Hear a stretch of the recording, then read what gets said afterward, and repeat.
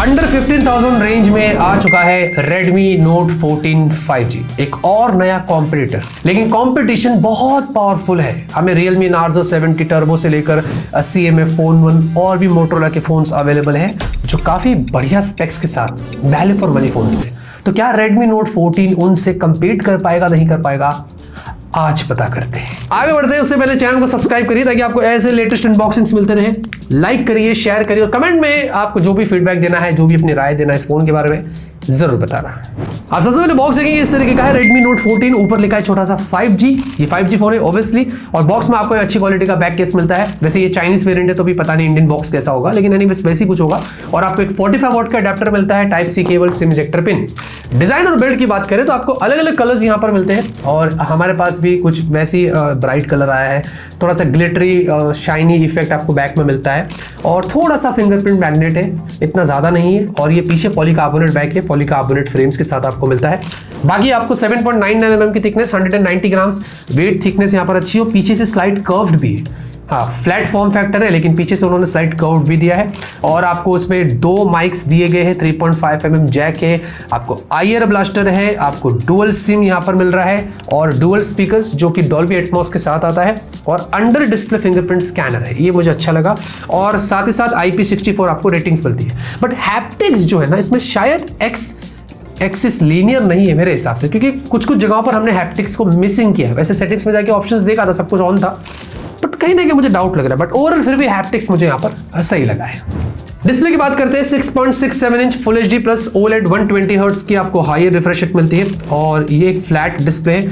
इसमें आपको screen guard लगा कर दिया है। अब इंडियन मार्केट में जब आएगा तो आएगा, लग कर नहीं आएगा उसके बारे में पता नहीं है, बट हाँ Gorilla Glass 5 की प्रोटेक्शन आपको मिलती है, और फ्लैट फॉर्म फैक्टर है तो यहाँ पर अच्छा है।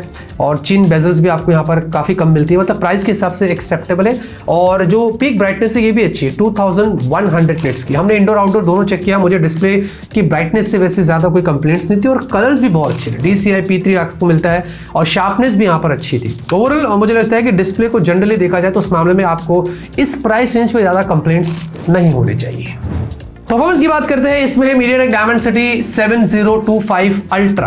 अच्छा देखिए, अब हमने अल्ट्रा वाला ये चिपसेट सोचा सर्च करें, देखते कि क्या नया है, तो हमें कुछ नया नहीं मिला। अल्ट्रा कहीं था ही नहीं। एग्जैक्टली ये 7025 ही है, जो कि हमने ऑलरेडी इंडिया में एक फोन लॉन्च हुआ था Motorola G64, उसमें देखा है हमने। 5-6 महीने पहले अनबॉक्सिंग किया था, वो वीडियो जाकर देख सकते हैं। तो कुछ ऐसा खास नया एकदम एक्सक्लूसिव चिपसेट नहीं है, बट यहाँ पर थोड़ा सा पुराना हो गया। बाकी ये 6 nm पर है, 4 nm पर नहीं है। इसके हैंड-टू स्कोर्स जनरली आपको 4.5 लाख 5 लाख के बीच में मिलेगा, और इसमें LPDDR4X UFS 2.2 है। प्लस आपको यहाँ पर जो CPU थ्रॉटल है वो भी अच्छा है, being a Chinese variant not bad, 87% के आसपास आपको मिलता है। लेकिन जनरली अगर इस प्राइस को उठा लेते हैं तो आप देखेंगे इस प्राइस रेंज पर हमें Snapdragon 6 Gen 1 वाले फोन्स मिल रहे हैं, और साथ ही साथ Dimensity 7300 भी अब 15,000 के नीचे भी आ गया है, जैसे कि CMA Phone 1 है, Realme Narzo 70 टर्बो है।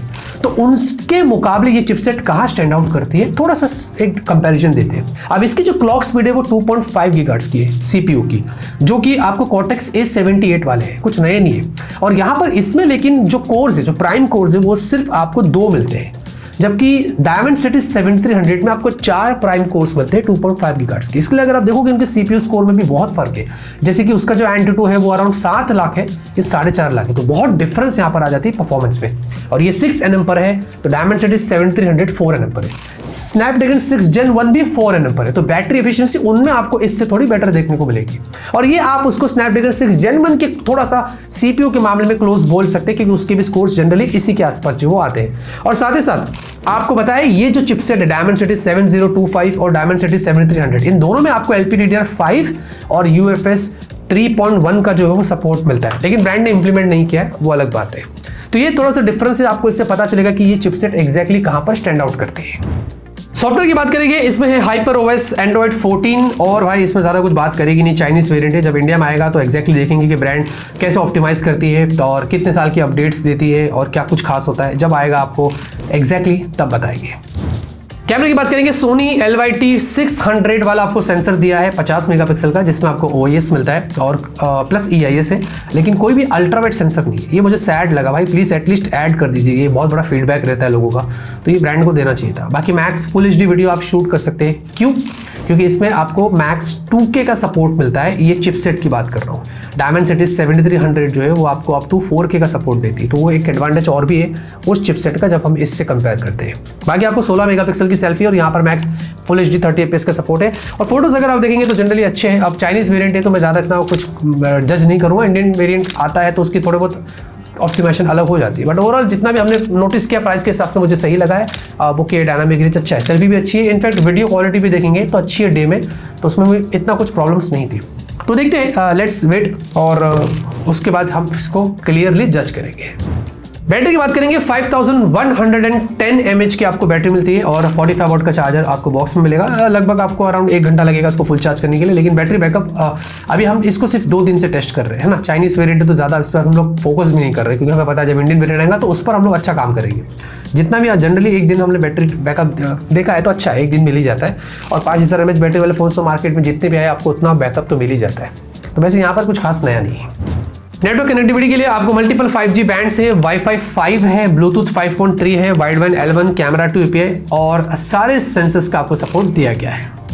ज़्यादा बात करते हैं प्राइस की, तो भाई देखिए 6128 से ये स्टार्ट होता है चाइना में। और मैं चाइना की प्राइस बताऊँ इंडिया की कन्वर्ट करके तो वो अराउंड 13000 के आसपास वहाँ पर लॉन्च हुए। फिर इसमें 8128, 8256, 1256, अभी सारे के सारे वेरिएंट्स तो इंडिया में आएगी नहीं, लेकिन जनरली मुझे ऐसा लगता है कि प्राइसिंग और बेटर की जा सकती है। मैं आपको एग्जांपल देता है, अब चाइना में कितने का है, 13000 का। अब यहाँ आते आते हमें पता है कि ये 15000 हो जाएगा, 15-16, आई डोंट नो कितना होगा। तो अब इस प्राइस को देख लेते हैं ना, तो फिर हमें ऑप्शंस काफ़ी मिल जाते हैं। Realme Narzo 70 टर्बो जो कि अच्छा फ़ोन है, और CMA Phone 1 है, और उसके अलावा ऑफर पर तो हमें अभी आजकल ये पता नहीं 16-17 तक भी जा सकता है, तो हमें iQOO Z9S देखने को अलग से मिल रहा है। इनफैक्ट Samsung M35 काफ़ी सारे लोग वो भी प्रीफर करते हैं, बट Exynos के हिसाब से कुछ लोग इग्नोर करते हैं, लेकिन प्रेफरेंस बहुत है वहाँ पर ब्रांड वैल्यू के हिसाब से, तो वो भी अवेलेबल है। मोटोरोला की फोन्स अवेलेबल है। भाई बहुत कॉम्पिटिशन तगड़ा है, तो इसमें कुछ ऐसा एक्स्ट्रॉर्डिनरी उठकर बाहर नहीं आ रहा है कि मैं बोलूँगा कि हाँ कुछ अलग कर रहा है Xiaomi, लेकिन कहीं ना कहीं प्राइसिंग पे उनको थोड़ा सा खेलना पड़ेगा। तो मैं बोल सकता हूँ कि हाँ अब मज़ा आया, इसकी प्राइसिंग बराबर है। इसका वेट करते हैं, जब लॉन्च होगा इंडिया में तो पता चलेगा। बाकी हमने लॉन्च से पहले आपको इसके बारे में सब कुछ बता दिया है। और ऐसी वीडियोस चाहिए तो चैनल को सब्सक्राइब करिए ताकि आपको नोटिफिकेशन मिल जाए। लाइक करिए, शेयर करिए, सपोर्ट करिए। तब तक के लिए ऑलवेज कीप स्माइलिंग।